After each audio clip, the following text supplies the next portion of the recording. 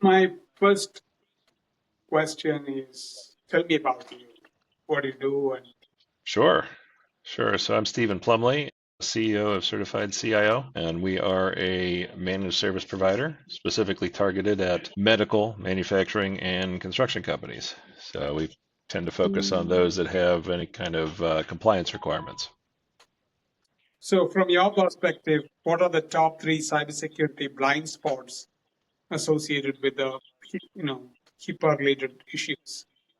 Sure. I mean, it really comes down to one of the biggest problems we've had over the last 20 years is the general lack of engagement from medical clients in terms of wanting to really focus on any of the cyber items. So our practice, we tend to focus on best practices approach to everything that we do. And in a lot of cases, I will go in and have conversations with doctors. And at least, I haven't heard this lately, but as early as about 3 years ago, I was still being told, well, the HIPAA police aren't knocking down my door, so I'm not worried about the cybersecurity side, right? And I think that that's definitely the largest blind spot, is that there seems to be a disconnect between the providers and just kind of a general sense of awareness in terms of what the real threats are and then what the impact on their business is going to be in the event that something happens. So, when you begin working with a healthcare client, what early warning signs usually tell you that the security is really not that appropriate, or when you realize it? Yeah, it's usually pretty apparent early on. So, because we implement a lot of the best practices right out of the gate when we onboard a new client, we'll run into pushback for things as simple as like MFA, right? So that's kind of an early warning sign to us that this is probably somebody that needs a little more education in terms of having the actual risk discussion. I would say that 90% of the time we end up having those conversations, kind of explain the reason for what the tools are doing and why they are important and where they have an impact in terms of their overall security stance. And then at that point, I would say, like I said, most of the providers at that point at least have a better baseline understanding of what they should be doing, and it becomes less of a concern at that point. There's always a concern when you walk into especially a doctor's office, and you find out that every single clinician in there is using the same login and password, right? I mean, that's kind of like HIPAA 101. Everybody's got to have their own tracked login, right? Right. So that's always a surprise when we do that.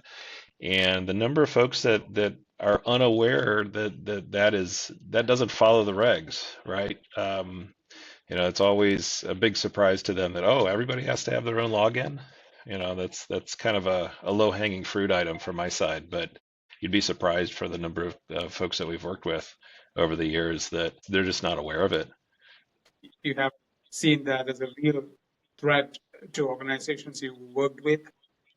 Oh yeah, oh yeah, and we've had a lot of our clients over the years have come on board because they've had an incident. And some of these are also physical items too. So from a technology side, example of an incident, we had a client a few years back where we were brought in to help them resolve a simple business email compromise. Their current provider didn't really have a good handle on it. They weren't really sure where the attack was coming in. They were kicking the account out, but then they kept coming back in. So in that case, that came down to them not having MFA in place and just having really bad password policy on their side. And along the same lines, the policies are something that needs to be talked about with clients as well. And that's where a lot of like providers like myself, not all managed service providers are having those kind of policy discussions with clients.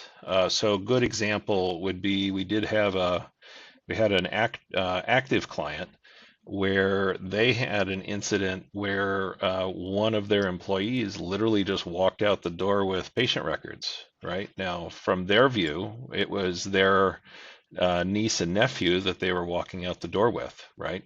So they thought they were being helpful by taking those patient records and taking them over so that the patient could give it to their new provider. But the reality is that you got to file paperwork for that, right? There has to be an appropriate handoff. There needs to be chain of custody, right? So that's kind of an example of a non-technical item that we've run into as well, and that's part of having an appropriate conversation around what do the regs actually require.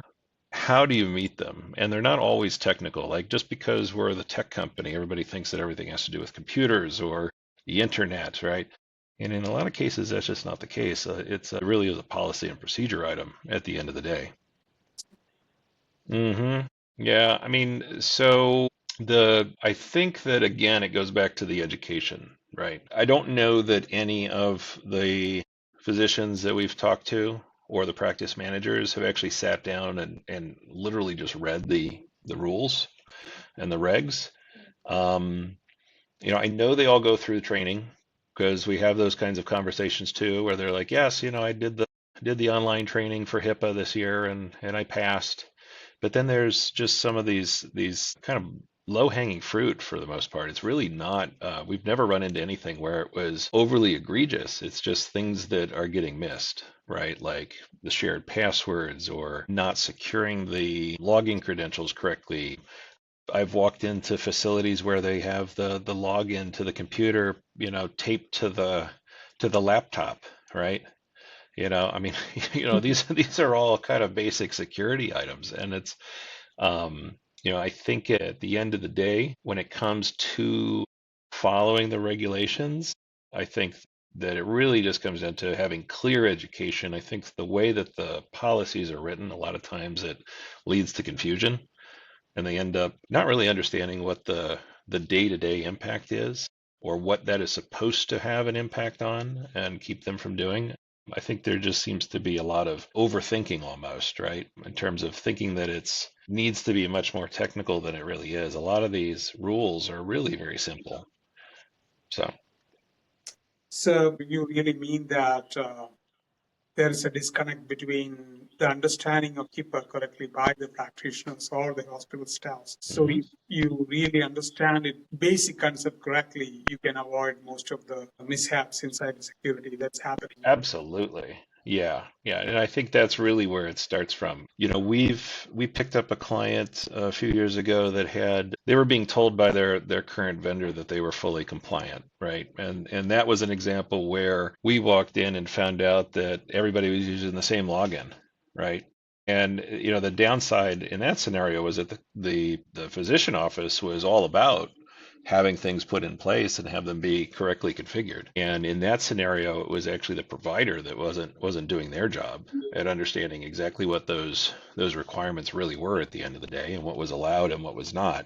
And for them to come in and tell a physician's office that, oh yes, you're fully HIPAA compliant, and they're not. The very basic rule is everybody's got to have their own login so that you know who's going in and accessing what files and moving things or deleting things. And without individual logins, that's just not possible to track that type of activity. So I've seen that several times, which is always concerning. And it's not in some cases it's pushback by the clinicians, right, or the practice managers. But there's also a requirement for the service providers too to really step up and understand if they're going to service clients in those spaces that have compliance requirements of any type, they really need to understand what they are, right? And they're not, it's unfortunate that, sometimes the vendors, the IT vendors will present themselves as being all knowledgeable, right? And they're the ones that know best. And but that's really a disservice for a lot of folks in that they present it in a way where, no, I know best. But in reality, if you look at how they're actually implementing things, what types of recommendations they're making, you find out that they really just don't know, which is really unfortunate because it makes everybody else look bad as well for those of us that are actually paying attention and doing all the things that need to happen. It's actually true. Also, one of the biggest concerns is that people don't understand the value of cybersecurity because unless and something big or horrific things happen, nobody hmm understands it. This can happen. When it happens, Right. it ends up in a lot of cost issues. Then people will realize that you have to go with that or the That's necessary. right. So Unless and Oh until yeah. something bad happens, everybody is, happy. Yep. Nobody is Well, scared. and we always tell people, look, what we're doing is not going, it's not an iron shield that is impenetrable, right? Right. These best practices are things that you put in place to mitigate a lot of the issues that you could possibly run into, but it is not a guarantee that something new gets released. It could be a new attack. It could be a hole in a piece of software that isn't patched. It could be somebody simply making a mistake, right? A lot of times, especially right now, there's a ton of emails that are going out that are being, with the rise of AI, there are really good fake emails coming through. My office specifically, on a daily basis, gets emails from me saying, I need you to pay out $50,000 to this vendor. Oh, here's the transfer information, right? And my staff knows better than to just automatically do those things, but those types of things don't have a technical solution, right? Those are a training of people issue, and a lot of the especially when it comes to all of the rest of the rules and so forth, a lot of it really is understanding what the real impact is. So we can put in place a lot of technical things, but I do think there's a misunderstanding from the clinician side how much control the IT providers actually have in terms of helping to mitigate, right? And some of the MSPs will actually go as far as presenting it as though it's like a guarantee that you're not going to get hacked, and that's not true, right?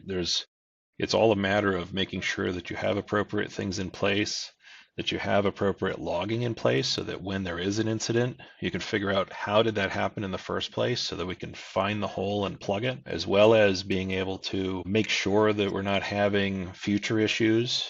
It's not uncommon for companies to have multiple hits with the exact same security hole because people are not taking, after an incident, they're not taking the time to go back and actually investigate the incident and determine exactly where was the failure, when did that occur, and what's the extent of the impact of that, right? It could be as simple as a business email compromise where someone gets into one account and that person doesn't have admin rights, or it could be something where a practice administrator has admin rights into the EMR and someone clicks a bad link and they get a keylogger on their local system and they don't have MFA set up inside of the EMR.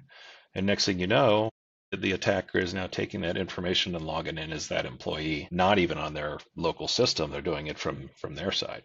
So we've seen things like that occur as well. And I think it really, at the end of the day, is more of a partnership as opposed to one person's responsibility. It really comes down to everybody involved to make sure that there's a real understanding of exactly who's responsible for what. So that's interesting because many a times people do not understand what they should get into and what they should Hmm. not. Hmm. The barriers, the limitations, and all sort of things. So Hmm. my that leads to my next question is what are the most common misconfigurations of human errors you find during initial assessment of healthcare clients? Yeah, it's going to be default passwords is probably the number one, where network equipment has not been changed from the defaults. So firewalls, especially, and this tends to happen in smaller organizations a lot of times. So we tend to work with companies that range from a 5-person office all the way up to a 300-person office. And there's a difference there in that generally the larger ones will have a designated security contact at that point who's at least paying a little bit of attention to making sure that the rules and regs are being followed. And they usually have kind of an annual checklist that they're working through to make sure that things have not changed and kind of shifted from the baseline into something that is going to cause damage. The bad passwords in terms of being, we talked about the defaults on network equipment, inadequate passwords where people are using, still using their dog's name and the year they graduated high school, right? These are all things I can fish and find out about you through LinkedIn or Facebook, right? And that's exactly what the attackers do, is that they're going after those types of things. Next step after that would be having appropriate standardized load of security software. A lot of times when we do audits for new customers, we'll find that there's inconsistencies where machines will be missing functional antivirus, which is one of those kind of low-hanging fruit items, right? Or you may find that certain accounts don't have MFA on there. And when you dive into that and you start asking questions about, well, why is everyone else has it? Why does this account not have it? Well, that person doesn't like MFA.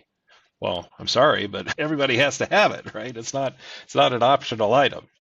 Right. So, But I think those would be the kind of the top three.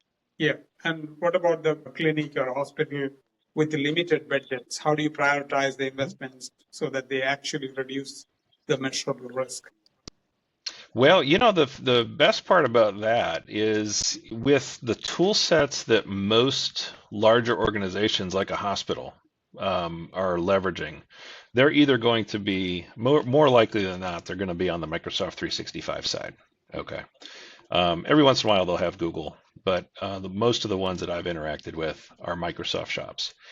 And when it comes to the budgeting, I think one of the disconnects is within the tool sets, everything you need is actually inside of that tool stack, right? So Microsoft provides, even if you don't want to go upstream and choose something like a Duo or an Okta to give you some additional MFA protections, you've got MFA built right into Office 365.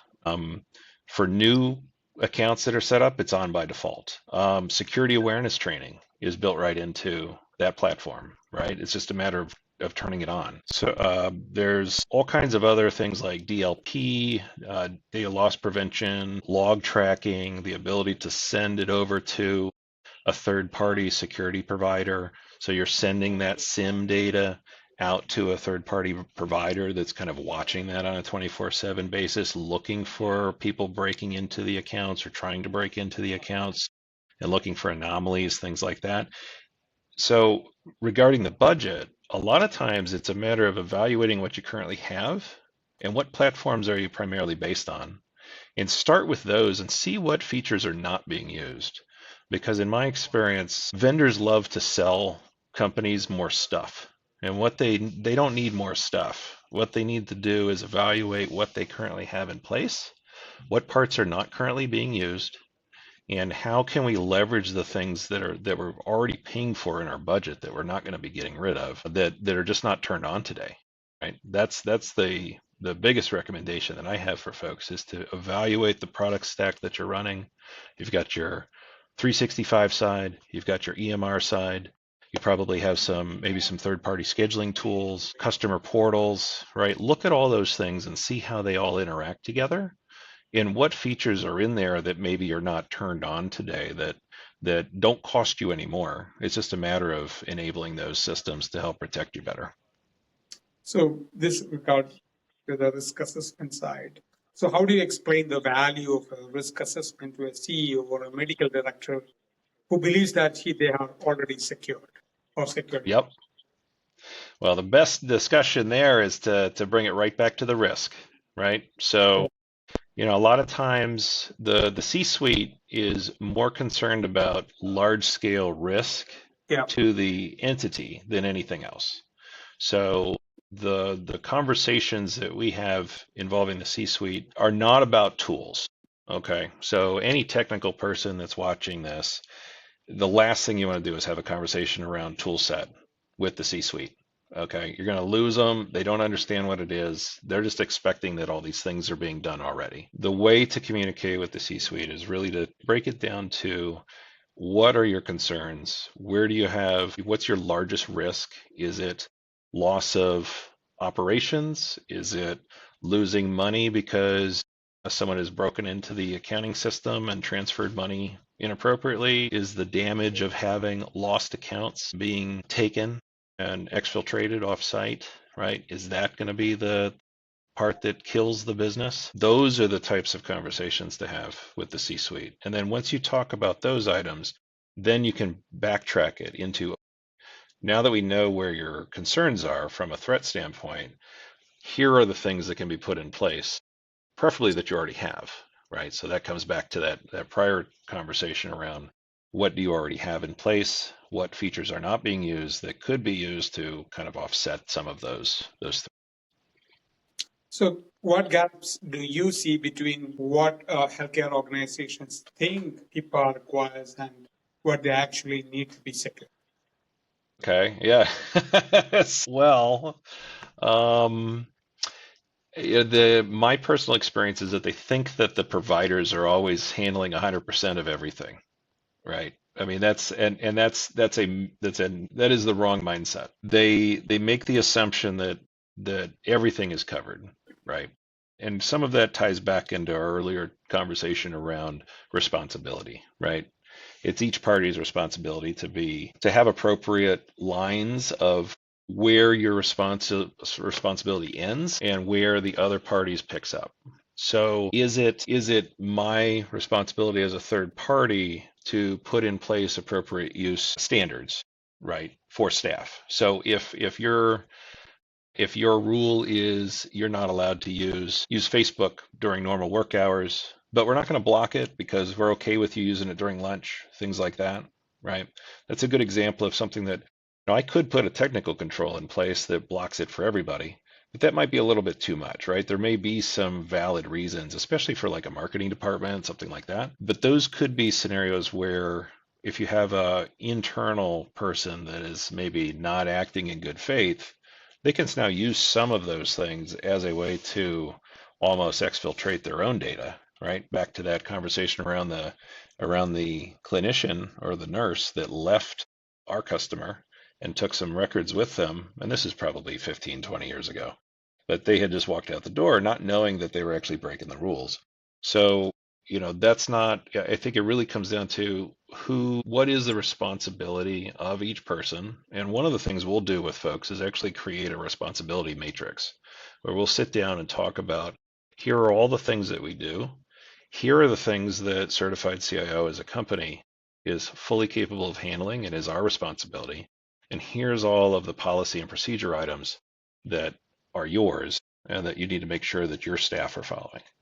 So, So, in regard to that, also, uh, in your experience, which cybersecurity frameworks like NIST or GIS mhm. give the healthcare organization the fastest wins or the best deal?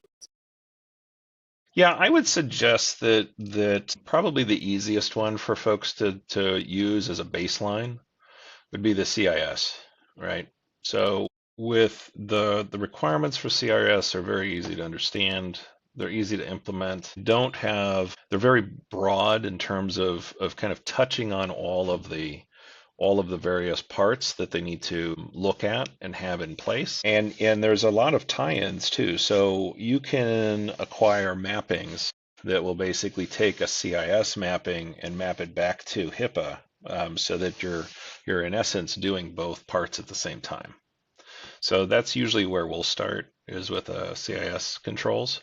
And then for larger clients, I know it's outside the scope of this conversation, but when you get into things like CMMC, which is more on the defense industrial complex side of things, those have many more controls in place than what we're running into and on the medical side. So I think for most medical practitioners, there's the bar is not that high. Yes, there are things that you need to implement, but I wouldn't overthink it and definitely don't look at it. Yes, it's a lot of parts if you've never done one before, but if you have someone that can walk you through that process and do it in a methodical way, it's really not a heavy lift, right? It's not something that's going to take you 2 years to implement.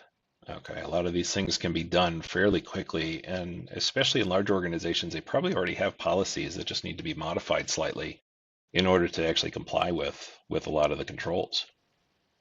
Okay, so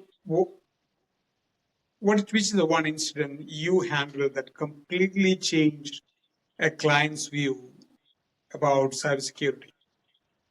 So, Trying to think of the best one here. So let's see. So we've had We've had insider threats. So I think that we've had on a few occasions, we've had insider threat scenarios where the bookkeeper was doing things that were not appropriate in terms of misallocation of funds. Worst case scenario, a number of years ago, we had someone that had been in cahoots with the existing IT vendor to basically steal funds. In terms of the most common one, it's going to be the business email compromise. And what people don't realize for those is a lot of times, based on the person that's being compromised, they also then have access to online storage. So if they're using something like SharePoint or Google Docs, right now all of a sudden that attacker now has access to those as well. So we've actually had our own incidents over the years where third-party vendors don't necessarily patch their things either. So that's something to watch for. We had a third-party tool years ago that had a security hole in it, and the attacker went after that. In our case, it was a nation state actor. That was a interesting situation when you walk in the door and all of a sudden, half the client base is suddenly taken out all in one fell swoop.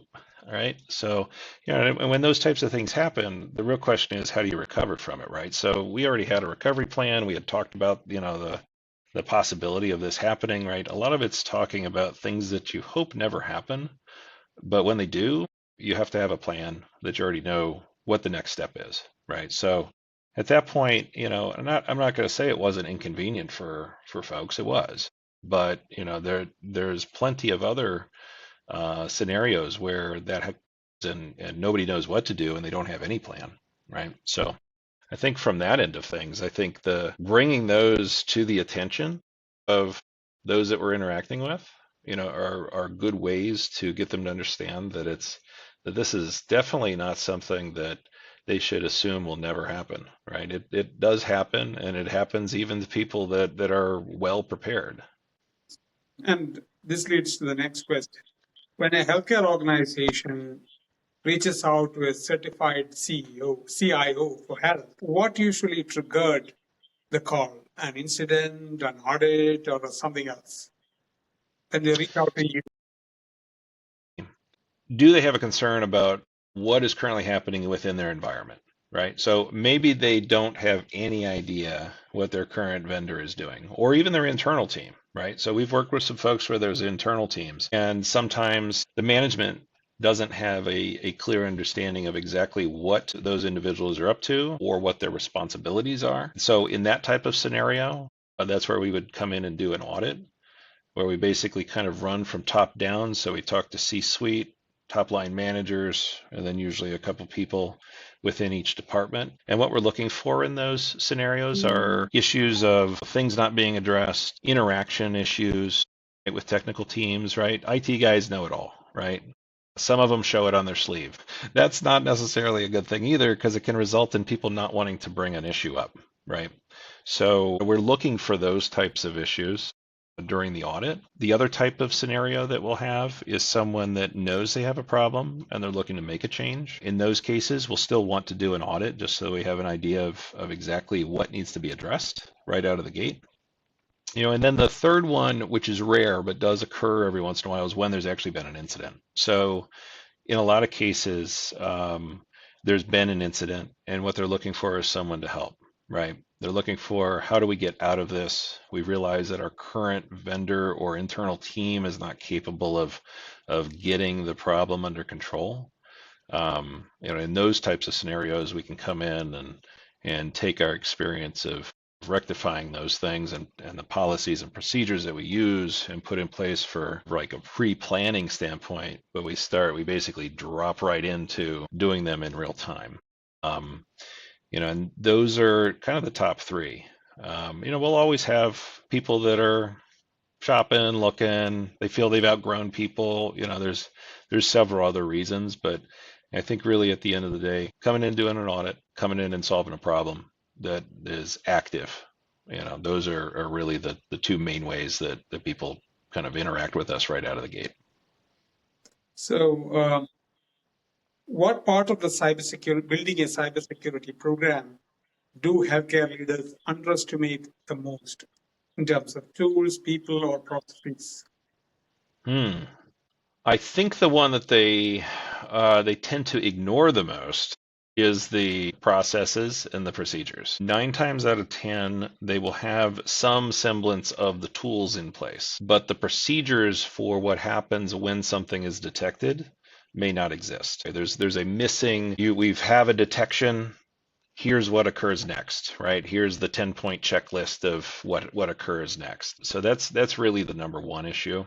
I think a secondary to that would be, I think it really comes down to the experience of those involved, right? So do they have a firm understanding of exactly where the responsibility lines are in terms of getting those things in place and encouraging people to have them in place, whether it be the tool side or the policy side. There seems to be that it goes back to that disconnect that we talked about, which is more of an education issue, where they don't necessarily really understand for themselves either in those departments, and that can go all the way from C-suite all the way down to the individual technician as well. And there's not necessarily a good communication chain. What we find is a lot of times there's a lack of clear communication from the top down. So the C-suite may fully understand the risk. The person that's actually doing the implementation doesn't actually understand what that risk is or why they should care, right?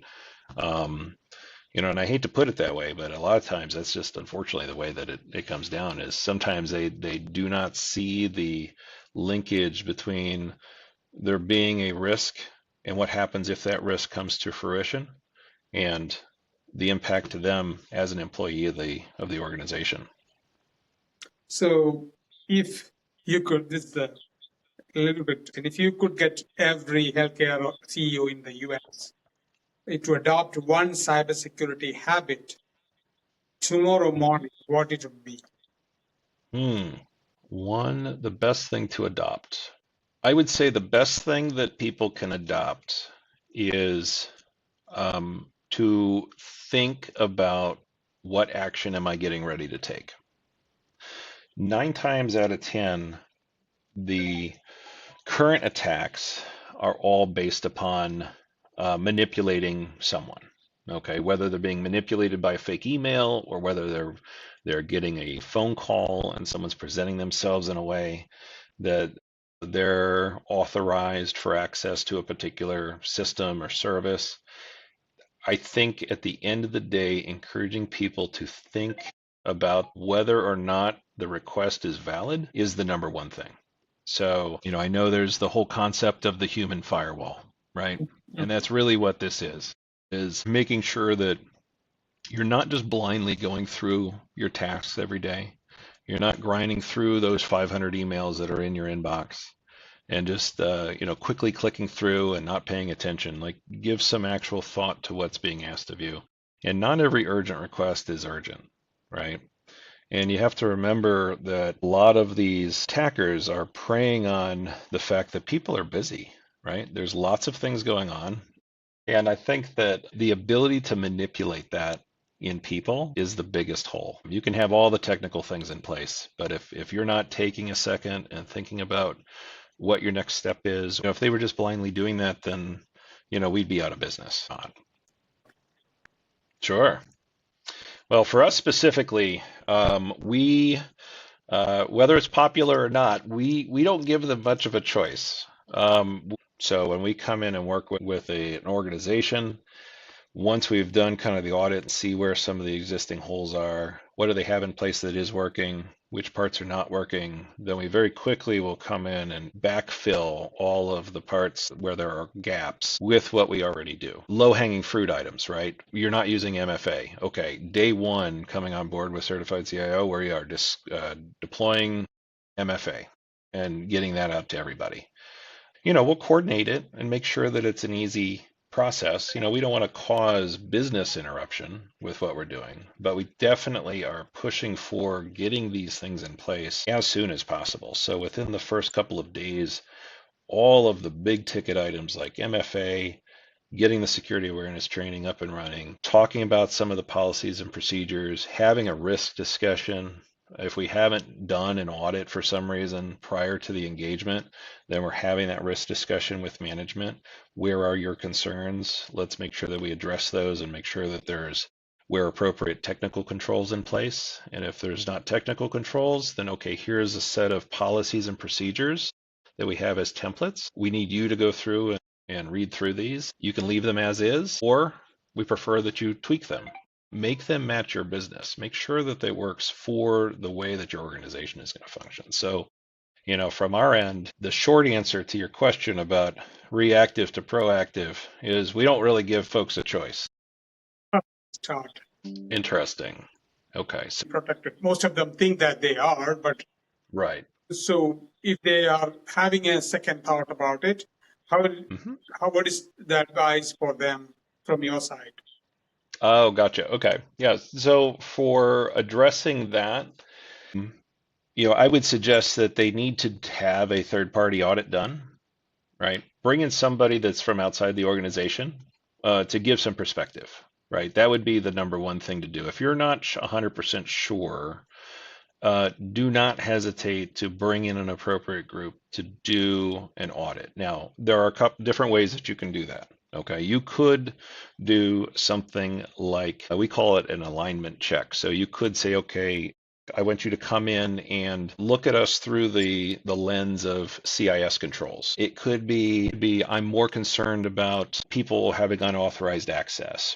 So if you're doing that, then we're going to be focused on the systems, right? Do you have MFA turned on all of your publicly facing systems? So it really kind of depends upon what are you interested in from a scope. If you don't know, then asking someone to come in and do a CIS alignment check would be a great starting point.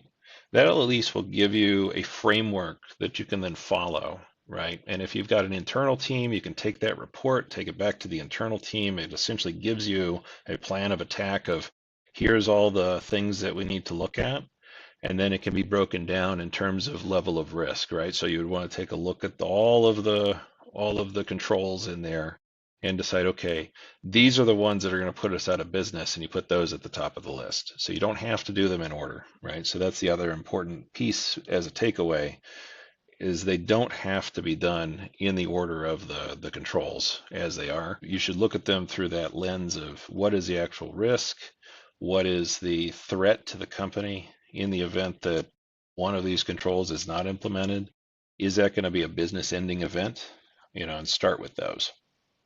Thank you very much for your time. And I really Yeah. appreciate your thought process and your lessons to this through this podcast. So I will be contacting you later with the podcast connection link and Cool. other things. Thank you very much. Yes, thank you. Thanks for Thank the you. opportunity. Thank you. Yeah, it was fun. I enjoyed it. Thank you. Thank you.